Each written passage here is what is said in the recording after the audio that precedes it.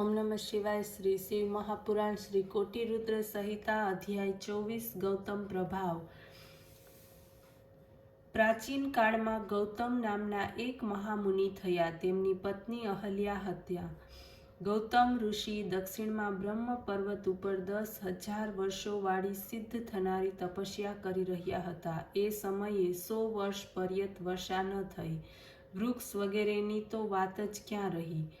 પ્રાણ ધારણ માટે માણસને પાણી મળવું પણ દોહ્યું હતું. કેટલાક ઋષિમુનિઓએ તો આ સંકટકાળને વિતાવવા માટે સમાધિઓ લગાવી એ સમયે વરુણને પ્રસન્ન કરવાની માટે તપસ્યાનો પ્રારંભ કર્યો.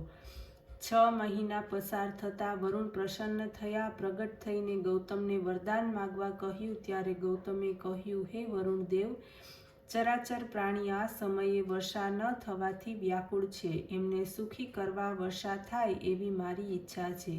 આ સાંભળીને વરુણ બોલ્યા, હે મહર્ષિ, હું સ્વતંત્ર નથી. હું તો શિવજીને આધીન છું. વર્ષા કરવામાં એની આજ્ઞા મેળવવી અશક્ય છે. આપ બીજું કંઈક વરદાન માગો. આ સાંભળીને ગૌતમ બોલ્યા, હે દેવેશ, મારે તો બીજા કશાની જરૂર નથી. આપ જો સંતુષ્ટ છો તો જળદાન કરો. એનાથી અન્ય કોઈ મહાફળ નથી. એ ક્યારેય પણ નાશ પામતું નથી. ત્યારે ગૌતમની નમ્ર પ્રાર્થના સાંભળીને પછી વરુણે કહ્યું, આપ સત્ય કહો છો, પરંતુ મારો આમાં કોઈ અધિકાર નથી. જો આપ જળ જ ચાહો છો તો એક ખાડો આપ ખોદો. હું એને જળથી ભરી દઈશ. તે ક્યારેય પણ ખાલી નહીં થાય. તે પવિત્ર તીર્થ બનશે. એનાથી સંસારમાં તમારું નામ પ્રસિદ્ધ થશે. આ સાંભળીને ગૌતમે તરત જ એક હાથ લાંબો પહોળો ખાડો કર્યો.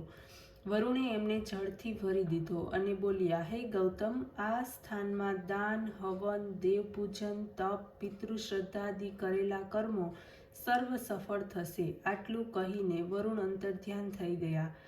ત્યારે પરોપકારને માટે પોતાના મનોરથની સિદ્ધથી ગૌતમ પ્રસન્ન થયા. સૂત પુરાણીજી બોલ્યા, સંકટના સમયમાં મોટાઓનું જ શરણ માણસોના દુઃખોને મટાડનાર થાય છે અને એને મહાપદની પ્રાપ્તિ થાય છે. આ વાત મોટા માણસો જ સમજે છે. સૂતજી બોલ્યા, ત્યારે વરુણથી જળની પ્રાપ્તિ કરીને મહર્ષિ ગૌતમે સ્નાનાદિ નિત્ય કૃત્યોથી નિવૃત્ત થઈને હવનને માટે જવ અન્નની ઉત્પત્તિ કરી. એ જળ દ્વારા ફળ ફૂલોથી લદાયેલા વૃક્ષો લહેરવા લાગ્યા. આ આશ્ચર્યમય વાતને સાંભળીને ઋષિ મુનિઓ ત્યાં પાછા ફર્યા. ગૌતમની કૃપાથી તે સ્થાન રિદ્ધિ સિદ્ધિઓથી યુક્ત સંપૂર્ણ પ્રાણીઓને સુખદાયક થયું. ઓમ નમઃ શિવાય.